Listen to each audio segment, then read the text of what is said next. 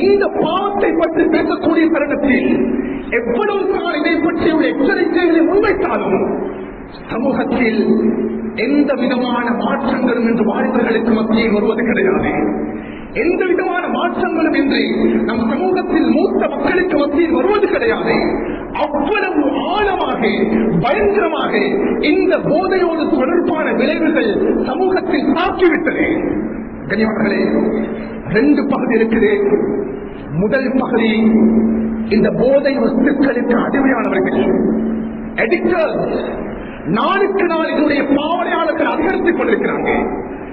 இன்னும் ஒரு பகுதி இருக்கிறது. கண்ணியமானவர்களே, நாம் பொறுப்புதாரிகள் இந்த விடயத்தில் சுப்ஹானல்லாஹ், இன்றைக்கு சமூகத்தில் 20 வயதில் இருந்து ஒரு மோசமான சிந்தனை உருவாக இருக்குது.